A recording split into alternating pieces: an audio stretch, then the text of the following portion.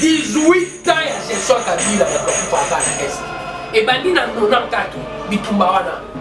18 ans, 4 ans ya musée bakufaka na Est. Je vous promets, il y aura des arrestations. Autour du président, dans l'Assemblée nationale, dans le gouvernement, Ram, Eza, et l'eau va mal. La société de télécommunication nyonso, balingi ramte. Solution bango bako luka, eza contre la décision de l'État. Et l'eau Kabila Sani a 18 ans à discuter avec l'enseignant au KT. Félix a copié dans 2 ans.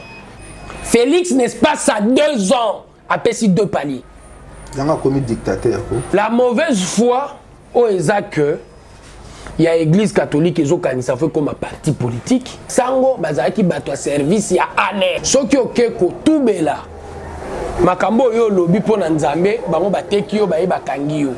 Balingi ba orphelin, balingi ba veuve te. Souci na bango intérêt ya tata mbongo oyibi ya union sacrée okukangama. Bande ko balandi na pesi bino mbote sika bozali.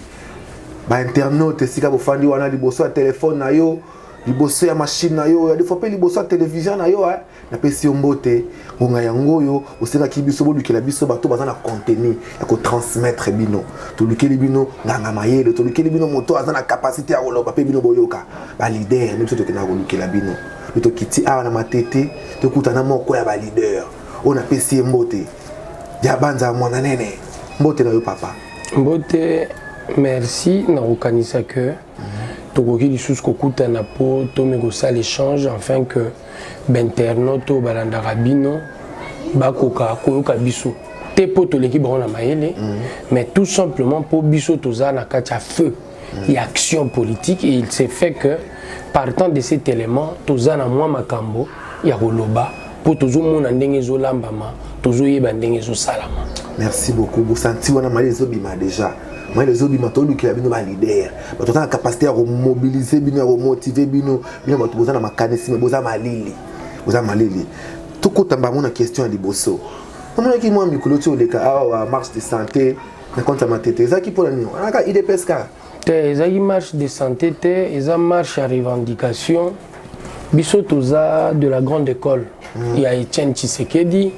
Etienne Tshisekedi a la gisi biso à chaque fois que les années comme ça biso kokende na violence te yeba réellement pour revendiquer ce que tu veux mais na katia kimia.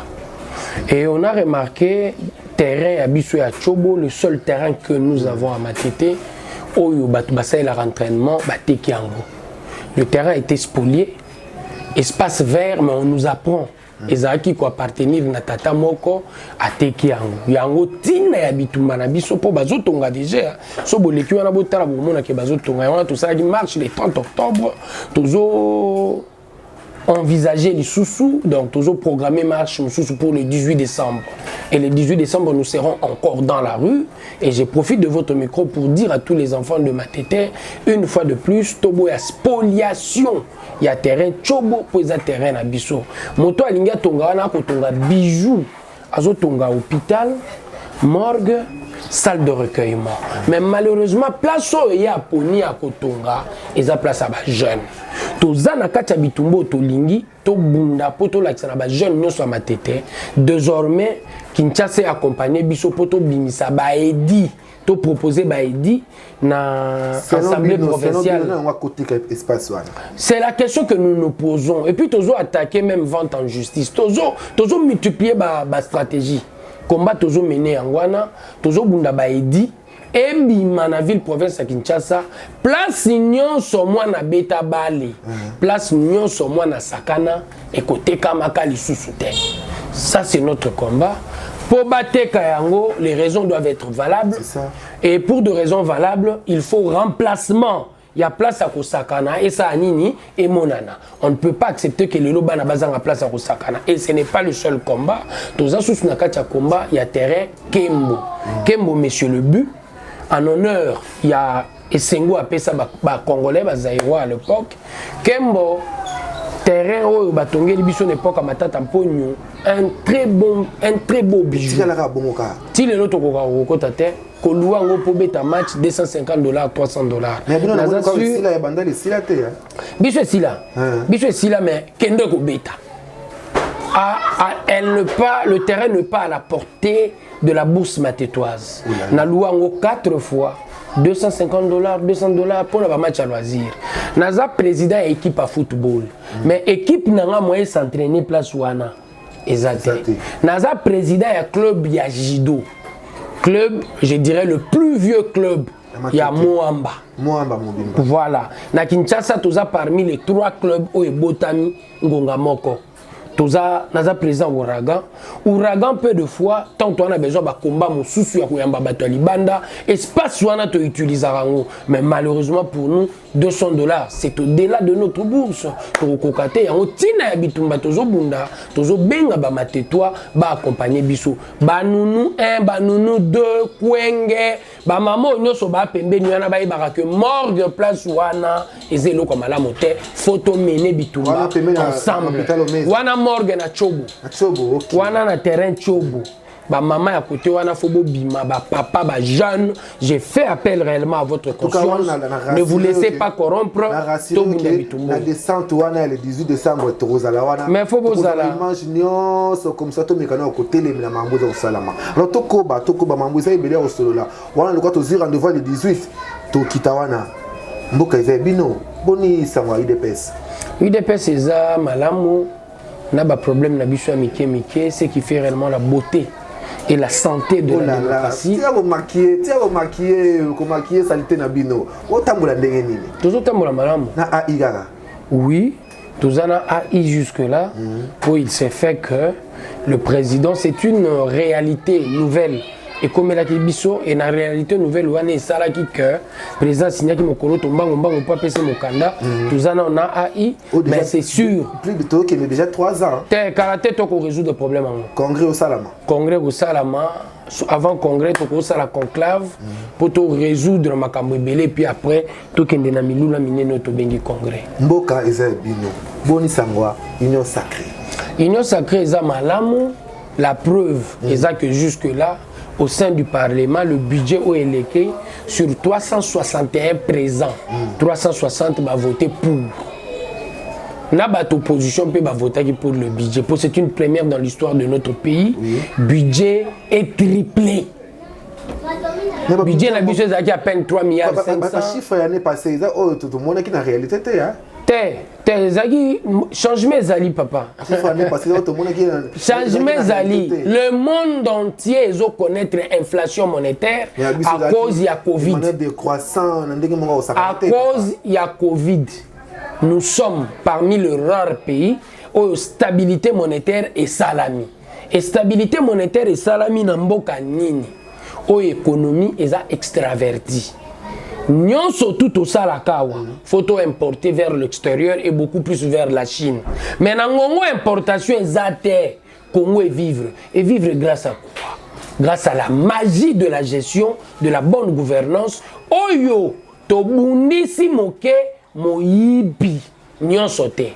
To bundi si moke moyibi et permettre que pour une première dans l'histoire du Congo, to sali budget rectificatif positif. Au lieu de l'ongwa na négatif, vous avez 6 milliards, il y a prévision budgétaire, bokiti na 4 milliards, mais tout royo, to l'ongwa de 6 milliards à 8 milliards. Il y a un homme qui peut confiance, il y a plus de 10 milliards. Et il y a plus de 10 milliards pour ta gouverne aussi, l'année prochaine. À 45% salaire à fonctionnaire nyonso et komata. C'est une première.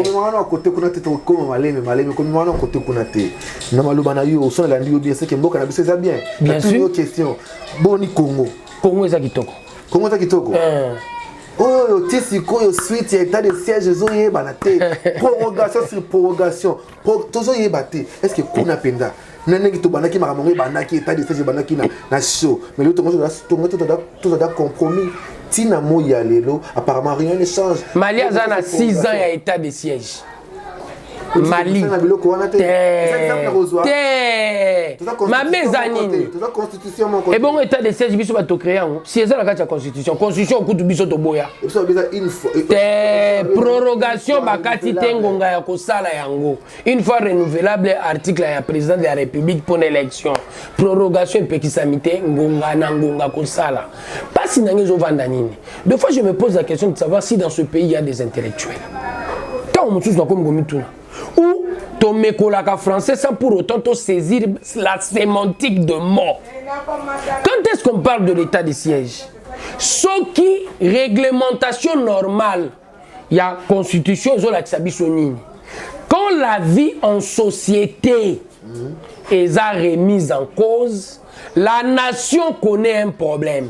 Et au nom de ce problème, il faut attitude nabiso et la différente. Et c'est la raison pour laquelle nous sommes dans une attitude de différence. Et cette attitude de différence, et cette question tentée, et cette question, il y a problématique qu'ils ont perduré. Aussi longtemps qu'ils ont perduré, il faut nécessairement de solutions adéquates. Et parmi les solutions adéquates, état de siège et zali. Pour la Covid-19, c'est le monde entier. Nous avons solo ya confinement, c'est le monde entier. Nous avons solo ya couvre-feu. Est-ce que finalement ça un couvre-feu? Non. Mais quand la vie de l'homme est mise en danger par un virus, les gens se disent comment est-ce qu'on combat le virus? Par isolement. Et comme c'est par isolement, quelles sont les options qu'il faut prendre? En premier lieu, le confinement. Et la nuit, tellement tout ça un peu délaissé, il faut voir, on se lâche. Par rapport à la nuit, il faut un couvre-feu. Et ça marche. On est à comprendre ça du confinement, après Sibiso, tout ça, la distanciation et autres. On dit la qui vaccin. Mais bien sûr. Est-ce que tu as le vaccin? Il y a pas de vaccin, tu as le vaccin. Pourquoi je exemple au Balani ici? Tu as le vaccin pour la Marabouya. État de siège, banda et bandi, banda et bandi, banda et bandi. Tu as le vaccin. Ni les Kosala pour Est, bala la Pongi. Ça, c'est bien. Oui. Nabitumbo toujours ça par rapport à Est. Il faut en premier lieu encourager le courage, je dirais saluer le courage du chef de l'État. 18 ans ya gestion Kabila à l'Est. Et bandi na 94 bitumba wana. 18 ans, 4 ans ya musée batubakufa à l'Est. Na bango mibale, mutazu courage. Ya kozwa ba option chirurgicale pour permettre de résoudre les problèmes à Zadé. Pour la première fois, des options qui peuvent nous permettre réellement de résoudre le problème sur le président Félix. La volonté est déjà manifeste à l'Inigueria, Est-Zani et Silla. La seconde étape, je vous promets, il y aura des arrestations. On a donné la chance à tout le monde, autour du président, j'ai dit bien, autour du président, dans l'Assemblée nationale, dans le gouvernement, dans les assemblées provinciales, dans la présidence aussi. Nabi bien autour du président, autour du président Zarani. C'est ça la présidence, autour du président, vous avez un cabinet président. Je ne parle même pas de la présidence au bazar administratif.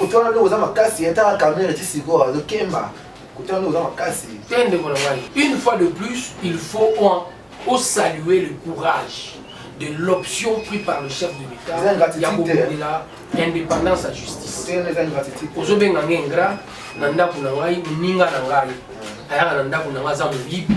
na dénoncer la justice ou bien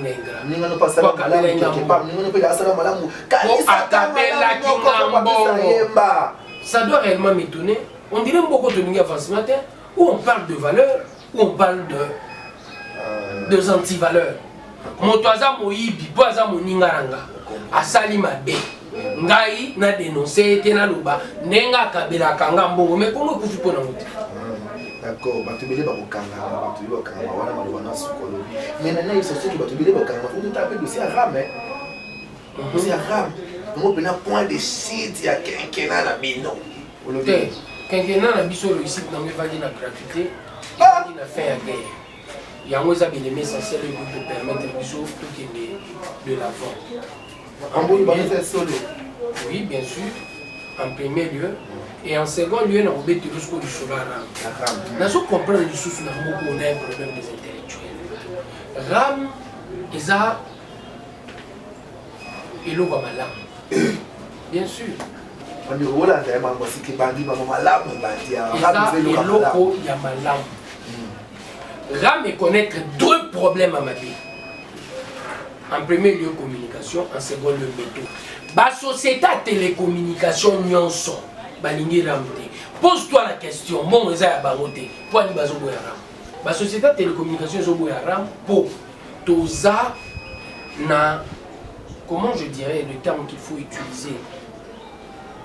Toza na logique à déclaration.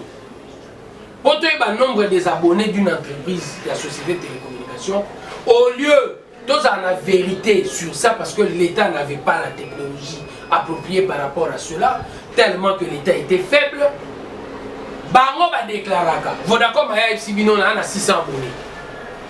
Orange à AFC, l'État a 300 abonnés. Moi, je vais vérifier le nombre des abonnés.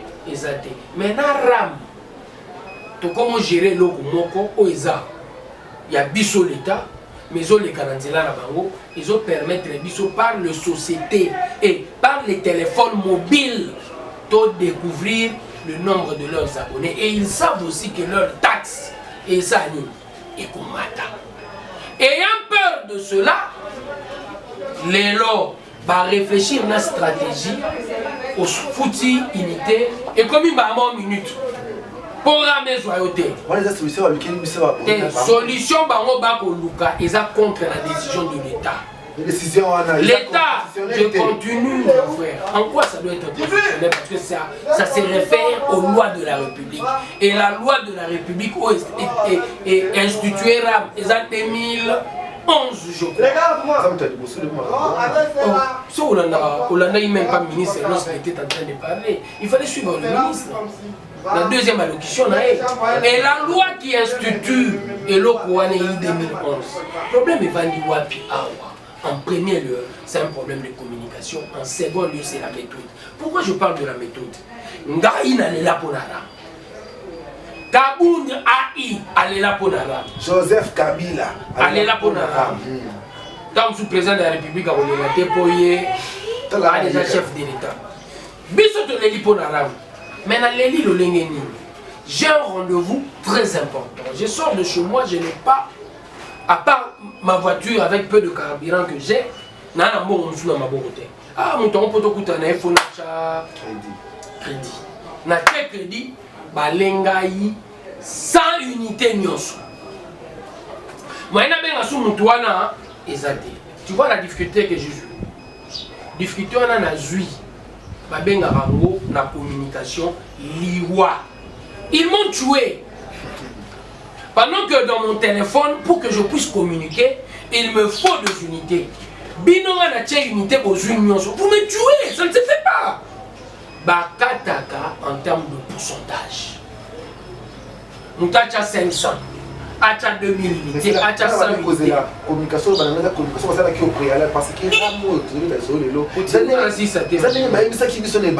la méthode en premier lieu pose problème. Sauf en termes de pourcentage. Enregistrer ma téléphone mobile. Mais n'a expliqué déjà. N'a expliqué yango. Yango ba société de télécommunication ils ont beau ya ko to yeba nombre d'abonnés na bango. Na yeli osko na méthode de place au ba foté ma case. Tant ba tomba la moko 100 et tu es en difficulté. Et tant que tu es en difficulté, comment la difficulté réellement à réagir. Et net tu es en difficulté de réagir directement, il faut s'énerver.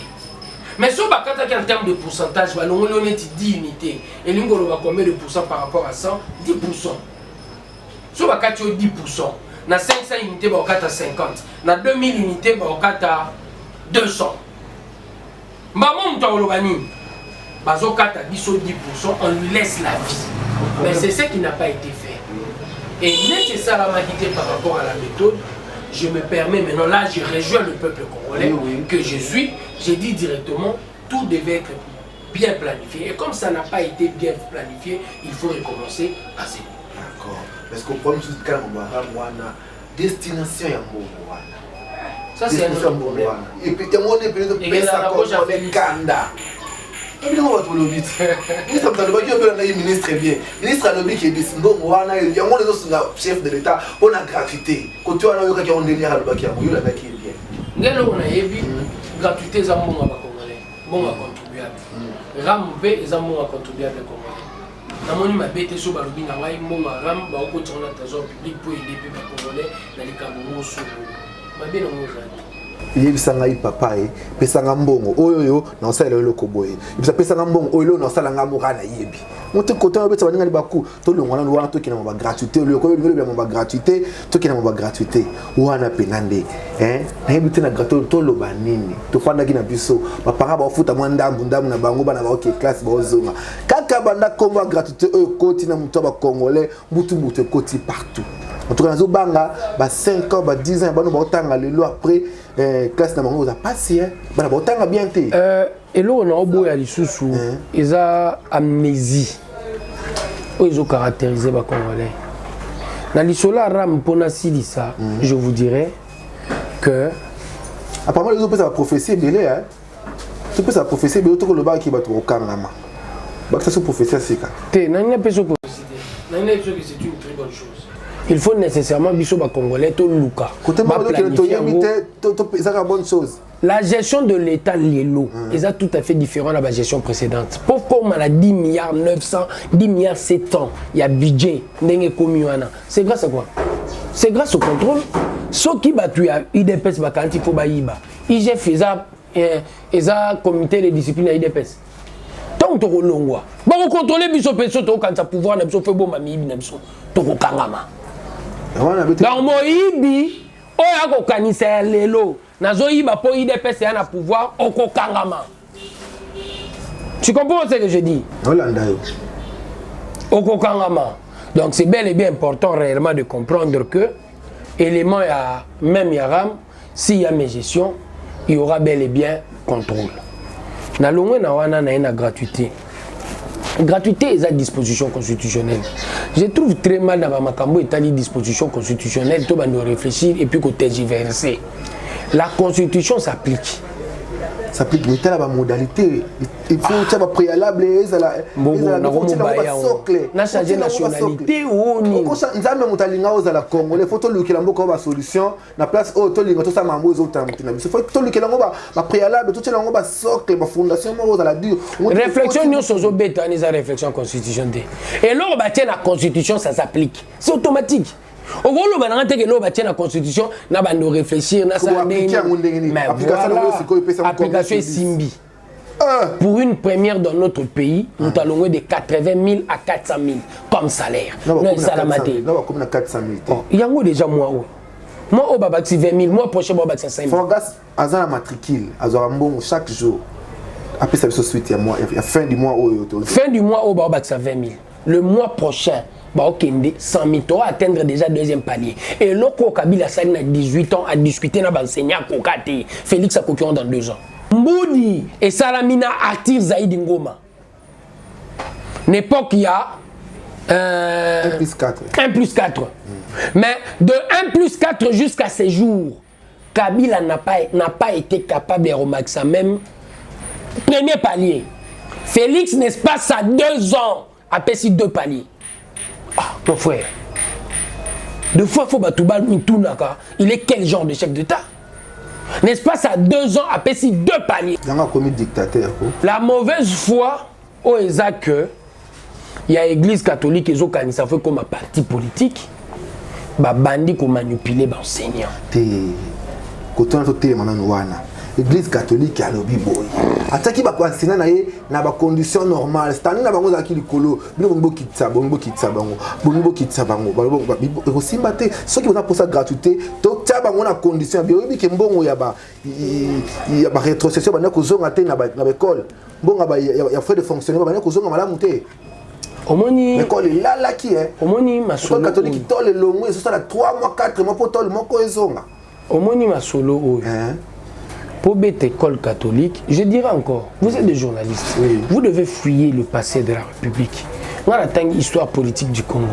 Dans 1956, quand l'église catholique ils ont soutenu l'indépendance, ce n'était pas parce que balingaki biso to comme indépendant pour colonisation na kati ya projet na ye église ezalaki sans l'église colonisation ngo ezala difficile pour basango bazalaki bato ya service ya aner ya état belge soki oke kotubela makambo oyo lobi pona nzambe bango bateki yo baye bakangi yo ils ont servi mais ngonga nini bakabwani na ba belge balobi instruction est commis ouvert na bato nyonso balongoli yango monopole ya église catholique. De la même manière aujourd'hui balingi ba orphelin te balingi ba veuve te église catholique oui souci na bango intérêt ya tata mbongo oyo ye atonga école lokola cardinal Malula lokola Mosengo ye petanga kolongwa cardinal atika pe école pour la famille na et il sait quelque part qu'il y a un problème d'argent au beti lisolo batiaki enseignant likolo enseignant bon batiaki likolo c'est combien d'enseignants s'il faut en parler l'église catholique il n'y a que 5% des écoles qui te mettent ça l'église catholique a géré plus de 60% d'infrastructures scolaires dans le Congo. Je ne remets pas en cause. Il y a une église Congo,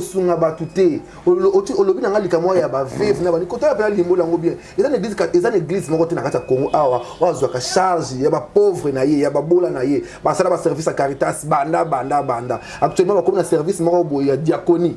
Kapona babola kosunga bango alors expliquez-moi bien que tozo le bawana ki balingi ba vevte balingi banani te oningo beta lisolo yani ozoti ngana si ça va idée te tie comme na tiki na kabeli ngonga bien sûr ozoti ngana si ça va idée na d'accord tant on a bandi na première étape na ina la question tu as parlé de qualité il n'y a que 5% des écoles conventionnées catholiques ne basées sur une situation de vie il y a $600, $700. Et à la Kinshasa, c'est une école à Gombe. Qui te met ça pour peut conventionner. Soit enseignant qui te met ça, betela eli solo par rapport à enseignant, il y a Boboto. Alors il y a le de 80 000 à 400 000. Il y a Boboto, on a remarqué salaire et salini. Et Kiti. Mais Kiti na nini na primo bazaye kopé ça. Et comme le Congolais réfléchit des fois très mal, à comment kanisa prime faut aller dessus sur les salaires ceux qui ont zato koufi to ero okende na pension ba ofuto en fonction ya prime to en fonction ya salaire ozongi la salaire à l'état à 80 000 mais on est en train d'arranger ta vie dans la durée pendant l'exercice et après l'exercice mais tu ne penses même pas après l'exercice aux années nini yo le présent et dans ce présent ba yebisi opé condition de vie na yo et kendeti na troisième palier selon le contrat et na troisième palier on est okende selon le contrat yopé ozo bundisango et loko liboso na yebiso na esko na masolo ya ba orphelin 6 millions d'enfants 6 grâce à mesure et à gratuité bazongeli les chemins de l'école. Et de ces 6 millions d'enfants au bazongeli les chemins de l'école, toi tu te permets réellement il y a olobake et tali otelo ezotalo eza intérêt il y a salaire il y a enseignant ou il y a 5% et les 6 millions d'enfants batika na ba colonel olingo orphelin te. Le Dieu c'est le Dieu des orphelins, la plupart de ces enfants qui ne vont pas à l'école les apponent parents ça la raté. Parents fonctionnaires bazaro futamabe et les autres parents bakufa et bakufa pour la gestion précédente parce que parents na bakufa bana na ba classe yo ebsinga batanga te alors ebsinga école wana elingi ba orphelin. C'est ce que je voulais te dire par là. Si vous aimez les orphelins, les 6 millions des enfants, faut batika nanzela etelo. Mais mesure d'ordre constitutionnel bino bokomi oboyango non seulement bozo boyango bozo torpiller. Bandeko balandi toza kokoba makambo malamu ezali awa ngai na poser ba question oyo bino okomela ki ngai na yana yango na ko poser biano ezali ya papa Diabanza yemo kazo pesa biano na ye oyo zolongola bino na kati ya ignorance ezomema bino na connaissance libanda ya mboka bozali ebele mama Olga papa Diabanza ye azoloba bozo oyoka ye mama Blandine Manoka Maman Blandine Selala, maman pasteur.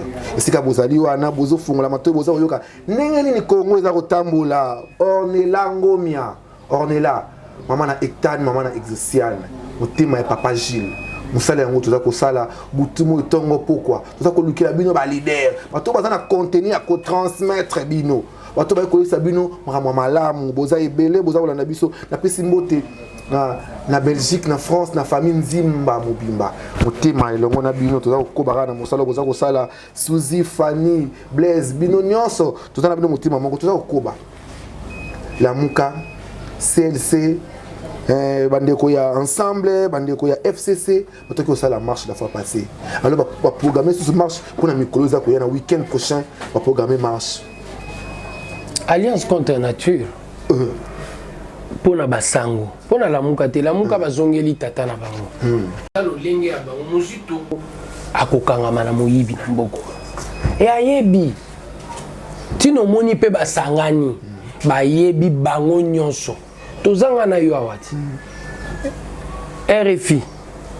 France 24 elingaka biso te tout au long de la campagne électorale ils étaient en train de peindre notre candidat qui était le président Félix actuel président de la République en noir même erto comme il a pouvoir ba organe de presse ou etikalo linga biso te mais lelo vérité ya malembe nescalier zobima 138 millions détournés de 2001 à 2013 138 millions par une seule famille la famille Kabila. Par l'entremise ya banque na bango basalaki BJ Fibank et na BJ Fibank na moyibi wana basali 138 millions Kabila n'a pas détourné seul avec ses collaborateurs et ba collaborateurs ne ba yebi ke bako kangama. Alors nakobanga kokangama avant collaborateur ba kangama sénateur à vie Mutali Bosso oh ayebi bon ayebi tu qui combien d'états combien d'états combien d'états au kumba te ego mosala pogire mboka o kutu bazo korana pas ko gérer ma matata po ne ba ko mama na Kabila oh mais normalement dans notre pays vous devez applaudir. La Cour constitutionnelle a Uchola Kisabino au regard de la Constitution. Ndaï na Sambi Saraka, Premier ministre et président de la République en fonction. Et les doctrinaires ont dit au regard du principe il y a cristallisation, Bakoka ko Sambi Saï. Mais Kalou Balobino, place naïsa la Cour de cassation. C'est la beauté du droit. Et dans cette beauté du droit, je crois réellement dans la forme, l'avocat n'est pas la stratégie na bango. Et le dossier, et l'alité tombe la stratégie na bango, tozo kende sikoyo na logique. Beaucoup d'entre eux par l'IGF, ils savent que ce sont des détourneurs. Et nakobo ya réellement kokangama. Babandi ko lata casquette à nini, il y a opposition. Et basanga na nini na la muka popé la muka. Et ça composé na banane. Lisanga bonganga. Détourneurs. Tika, wana chrétien catholique a fermé. Ndeko Adolphe Muzitu, détourneur. Nombre banda kuna Kinshasa, je kokwa la kisaki. Martin Fayulu Maboko Pembe. 40 millions ya Kimbuta Liaka. Pour ba corrompre et na ko voter. Muta sérieux kuna zate Moïse Katumbi. Voilà détourna qui. Banda sukotanga Moïse Katumbi. Moïse Katumbi. Sérieux? Atayo moko muto so ay baby misala ya salaka. Tiga va dire. Baby misala ya salaka. Tiga va dire. L'homme au dépend la dit. Conseil ni opesa bango. Na ko ebsa bango Batik Alliance contre nature. C'est une bande de voleurs qui sont en train de marcher non pour l'intérêt du peuple, mais beaucoup plus pour défendre leurs intérêts personnels. Et de leurs intérêts personnels, en premier lieu, ils ont peur de l'IGF. Et ils ont peur de l'IGF pourquoi? Biso tout aux Alaki na Kinshasa, proposition de loi Minaku Sakata. Basalaki yango obe Minaku na Sakata. Ba proposer loi désormais pour bakanga mutu. Faut ministre de la justice mutu apé sa injonction. Ils ont fait ça pourquoi? Les ministres de la justice étant issus de leur rang, na banda ba voleur, ils se disaient il va réellement nous protéger. Yango bazo sa ela ba marche. Rien à voir avec le Congo. Ba carte, ceux qui te dénoncent qui t'embêtent les lots. Obe mineur anga bando continuer aux bon. D'accord, union sacrée tout le temps. Nani o akima na mutuka ya. Oza si bato na kati union sacrée bazate. Bato ba carte wana, bato ba carte ya bambongo wana. Moyibi ya union sacrée okokangama. ne te trompe pas. Komiko sate. Kokanisa te ke Kabunda ko protéger yo. Kabuya ko protéger yo. Batunions ba nakata FCC ba na baya koto ba. Parce que kola bango na makila ya Yesu Kristo na makila mwana mpate bakoma peto ba nani bango ikasanji ba mende bakoma peto. Na continuer lisusu. Malgré ko katanga ka. Okata ote. Moyibi ya union sacrée okokangama. Soki ozokanisa ke régime na biso Kabunda Kabuya bako protéger yo yebaka bako suka. UDPS vivaka na logique à pyramide renversée. Et au nom à pyramide renversée, président Kabunda to CG Kabuya osuka na comprendre face à la volonté à base. Ndenge to institua journée de la base.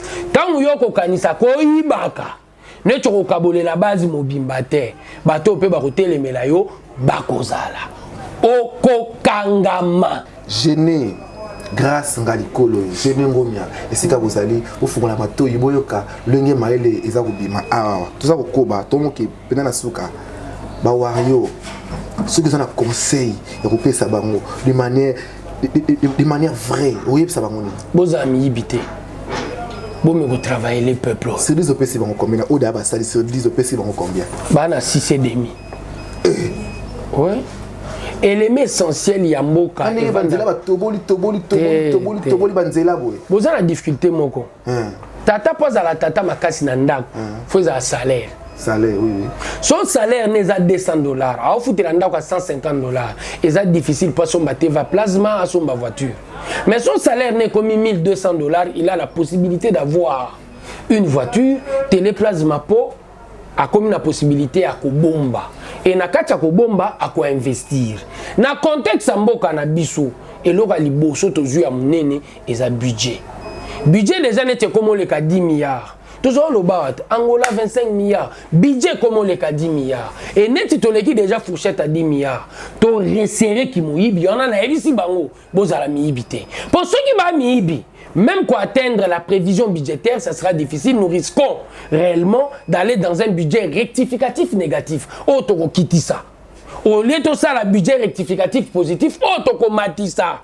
On risque encore, il y a kozonga sima. Il y a un lobby, bazala miibité. Ceux qui bazala miibi, comment ils font pour dépenses contraignantes, ils auront biso pratiquement 70%. Et dans 70%, ils auront biso de 30%. Moi, je investir dans le secteur productif et zaté. Mais les lots, ceux qui dépensent contraignantes, ils ont biso 50%.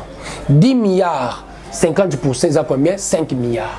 Mais dans la dépense contraignante à Liboso, tu as dépensé 3 milliards. Mais 3 milliards, on a 70%. Pour budget, ils allaient à combien? Budget, ils ont à peine 4 milliards.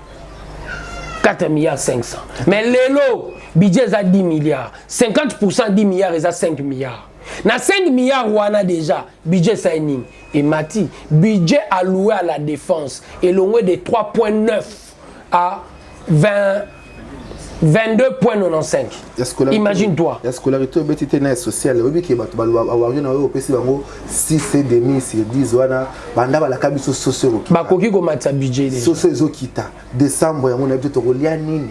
Soso kolia ngo. To kolia nini? Kolia Thompson. Ah papa, ba yibi siso to kolia. Ba pesi to tala sanduka ba. Et loko no se pele anini.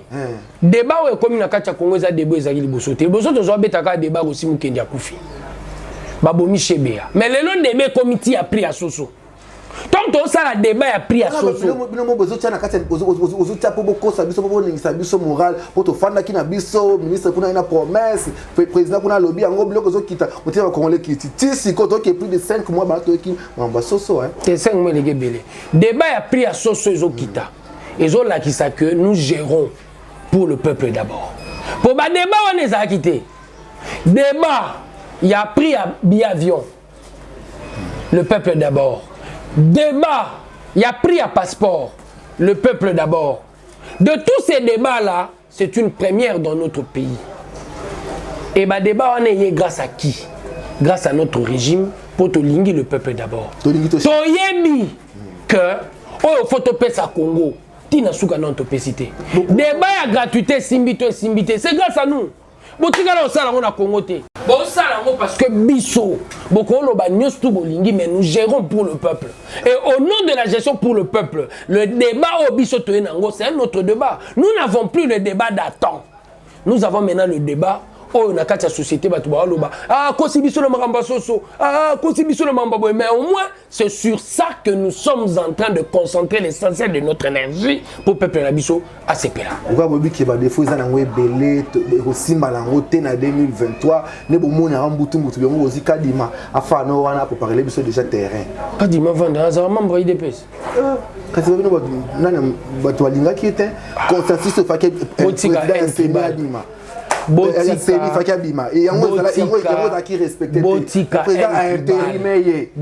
a préparé déjà terrain pour la 2023. Botika and tribal. Ce n'est pas bon. Botika and tribal. Vous ne pouvez pas vous permettre de jeter du discrédit pour ne pas yamutuka kapo azambuluba. Totika and tribal. Débat intellectuel. Et ça, la marque autour de la procédure. Et par rapport à la procédure, nous devons regarder la réglementation. Côté nini, ba, fauté. Banda batu ba oloba, bato ba laksi biso article, oh ba fauté, ba trichele, oh ba saleli forcing. Ezate, na zongi d'abord, ne bandeli, les confessions religieuses. L'article 16 est clair. À l'absence du président et du vice-président, la majorité peut convoquer la réunion. C'est ce qui a été fait. À l'absence du président et du vice-président. Article 16 de la charte. Nakacha charte wana. Mokolo to ya utembi. Ezali. Mokolo to bokundoa. Ezali. Mokolo to ya Dodo Kamba. Ezali. Balobi bien à cas d'absence du président et du vice-président, la majorité de membres peuvent convoquer la plénière. Et c'est ce qu'ils ont fait. Et de la convocation de la plénière où le président et le vice-président ne sont pas là. Qui signe? Mais bon, le président Bazala qui va un camouflage. C'était ça, non? Est-ce qu'il va continuer à lire la réunion chaque fois? C'était pas le cas, non? La réunion va bengani bango. Terreno qui va monter des poissons. Nabo Maminda, na lingina lala, il a dit ça sur Top Congo. Naza catholique, mon frère. Mais je suis tenu par le devoir de dire la vérité. Naboma minda na lala, ça ce sont ses propos. Je ne dis pas que c'est le propos de Dodo Kamba, ce sont ses propos. Il y a Aben Chole. Tant on a lobby que Naboma minda na lala, n'est-ce pas qu'il chasse les autres? Les autres vont lui dire, t'aimes où les autres continuent, t'aimes na lala. Le président Mkolo. Ah, le président Mkolo, il a décidé, il y a pour réunir ici là. Tu ne peux pas décider seul, tu dois décider avec les autres. Tu ne peux pas décider seul. Yo, je suis un intérimaire crédible. La Kisanga par rapport à la loi, place au Banyati, c'est comme ça que l'on débat en intellectuel. Dans l'article 16, dans l'article 17, il y a charte. Toi, tu as surtout quand tu as une préparation en terrain, ça malé, tout le monde a un normal. Question passante. Mais bien sûr, il faut regarder émission. Moi, je donne mes réponses. Jusque là, nous avons référence sur qu'on a violé la loi. Il y a conscience, il y a la confession religieuse, la messe noire. Il y a un problème réel, l'intellectuel congolais. L'article 16 parle, l'article 17 parle du consensus. Faute de consensus, Bakendaka l'élection. Bon, on doit signer un mot. L'article 17 parle du consensus. Faute de consensus, Bakendaka l'élection. Parce que vous avez un consensus, c'est une élection. Où est le mal en cela? Ah, mon frère, je ne comprends pas. Ce pays a un problème d'intelligence. Ou ce pays, c'est quoi au juste? C'est au regard de texte. Ndebala Kisaka faute. Na Oya Ronsar Malonda. Il y avait faute. Il y avait faute. On le reconnaître un mot. Oui, ça n'a pas été avalisé par l'Assemblée nationale, mais ça a été avalisé par le bureau de l'Assemblée nationale. Il y a tout rouillou. C'est en plénière que ça a été décidé, ça a été inscrit à l'ordre du jour. Et de cette plénière, Batou, Mbosoku tu peux entériner, à Pessi Bango, possibilité à 3 fois baluka consensus baboyi na bango batata mikolo batata molimo ba représentant Jésus-Christ na ba représentant Allah. Ce qu'il faut faire ça bango conseil bango nyonso peut ça conseil. Église nyonso toute tendance confondue et l'on a la élection élection ont un ministère intérieur. Église est pour la République richesse. De la même manière diamant, de la même manière culture. Dengo karbanzembo na biso, ba pour vivre na biso, eleli na biso, c'est une richesse. Ndemo na diamant. Mais richesse wana ya église, lelo tozo bomango. Tozo bomango na lolenge nini. Tozo banga lisusu batata molimo te. Po batata molimo bakomoleka na media bazo kosa. Abengana ki biso aboma ki minda alobaki boy et na lukuta wana batata molimo bazo sala et comme il passe tant ngana na ba problème abonzambe na kendo fuka mabatiela ngama boko pour na ibika za mutu lukuta lokwa ngai. Alors pour protéger l'église fait le ngona makamba élection batikela ngo ministère intérieur, c'est le seul conseil que je peux donner. Diabanza manene to tambona yo penda ngonga mulai to beti masolo presque ni so ni to solo de ceux qui vont opérer ça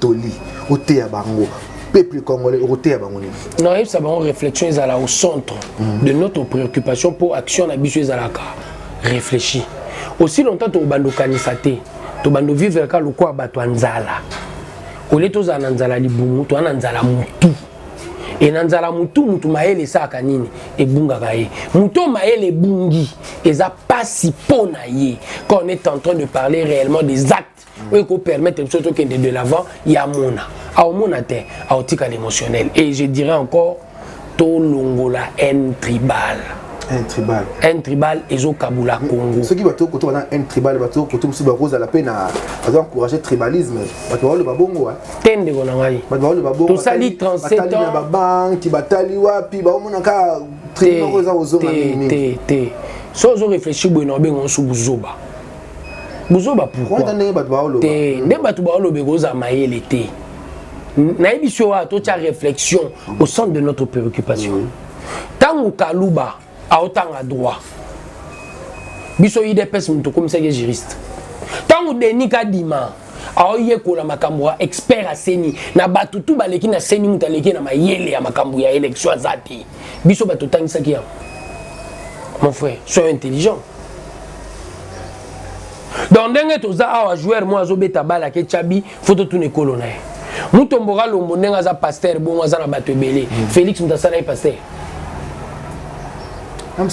ndenge mutatangi droit na ye ndenge muta azui vocation pasteur soki lelo to komi na pouvoir na besoin pasteur moi yo sambela ngai am Congo lobimba mona tribaliste mais mutala za pasteur toté tant joueur anga chabi na terrain na tuna ekolo na ye po eba ko beta balité so aibi ko beta balité là je te comprends lobimba mona c'est le clientélisme mais si tel n'est pas le cas en quoi ça sera du clientélisme place aux photos vendre les animaux. Tribalisme et biso to bundi pendant 37 ans. Ata mukolo moko te na mitinga IDPS baloba boma mungala. Ata mukolo moko te na mitinga IDPS baloba boma mushwaili. Mais pour la première fois dans ce pays, oza na kata téléphone no fezala. Ba message du genre Toroboma Muluba. C'est une première. Et Muluba yende kolo IDPS. Je crois que non, c'est une tribu comme tant d'autres au Banakata UDPS. Nana Muluba te mena Kata UDPS. En tout cas, côté on a pena aux spécial, côté on a pena aux spécial aux exemptés, aux na pona yo, la tribu na yo, aux très à l'aise na Kata UDPS. Bon Masamba. Et bon Chabani, et bon Gibao. Et bon Mikindo. Et bon Birianzi. Oh mais ça te aux amingité. Toza ba millions. Les Kananzela na moni le parti béton na tuni oh. Ils ont joué à mon coup comme les béton à Tchebi. Bando balani to mo kina biso na suka to na suka. Te. Kosa mambala mukate. Batu bagangi béton. En quoi est-ce que tu dois défendre l'expression démocratique? Nga soki na yo kina kati ya match mutagangi béton na silikaka. Mutu mususu qui n'a rien à voir avec UDPS a gagné béton. En quoi est-ce que tu dois réellement défendre l'expression démocratique? Ngai, nous ne sommes pas au pouvoir. So ye a omona bavariza léopard ya bana. Bavariza léopard ya bana wana. Batu basombi singa ngo bana ngai. ndenge ba ko kaka Kinshasa ezoganga ibenge coaché sombela biso ibenge soko sombeli Evarez ibenge ye wana soki match ezobeta foala tango et puis faut tambouser na balabala bato ba mona lati ibenge parce que faut na interdire na ba congolais ko emba ibenge coaché impossible. mais voilà mon frère, il y a des éléments qui sont liés à l'expression démocratique. Si les gens crient béton pour l'attaquer vareuse à soutenir l'équipe nationale et c'est le premier des supporters, en quoi bon yo pekisa muto ganga béton? Yo faut une équipe nationale pour Félix Akoum sa équipe nationale. Pour y avoir un devoir en tant que président de la République, il y a une équipe pour gagner. Il faut une équipe nationale. Ça, c'est de la haine tribale. Et haine wana, et qu'on permette de bisoto avancer, l'homme peut monter l'école au Moussou soit comme président. Allez, Batouana peut l'école au Moussou soit comme Oloba, toi une équipe nationale. Qu'est-ce qu'on est en train de faire du pays? Qu'est-ce qu'on est en train de faire du vouloir vivre ensemble? Mais c'est malheureux. Les Congos ne gagnent pas en croyant que faut attaquer Moulouba. Critique Félix par rapport à sa gestion. C'est lui qui est président de la République et chef de l'État, il n'est pas Moulouba. Il est président de la République, c'est tout, point barre. Et quand on est à Libichoté. Mais à ma grande surprise, Batouabando tribalisé Nyonso. Et de tous les présidents que nous avons eus au Congo, meilleur que Félix Azati, dans le domaine Nyonso. Amen. N'est-ce pas s'il y a 2 ans, à triple budget. Ceux qui s'est mission en tout cas, on a qui a fait un leader. Ceux qui vont écouter un leader, rassurez-vous que Maël Kobima, vous sentez le lingue kani, Diaban quand on a âme, il y a du solo à Moka. À chaque fois, tout ça n'a pas ça Robert Soleil à Moka, nous mourons tant que tu vas coluquer la bino banga maïle le colaïe, tu vas coluquer la bino yé, après ça bino malako malamu, c'est ça vous avez sepeli. C'est la question sur fait tout dans le awa, tout tourner en côté. C'est pour la Libye malamu, mon qui est aussi cité. Mais tout ce qui a pour na lelo, on conduit à battre la bise sika aux lignes de Ronangai, s'abonner la chaîne. Numérique TV, André Kampasi, Malak Makianga, Tonton Gas, mais c'est le DG. Willy Banona, Boutumo, Tongo Poko, Tambo, la Kaka, tu es pour ça la Moussala, pour na, que l'on a ignorance, comme on a connaissance de s'abonner. Merci.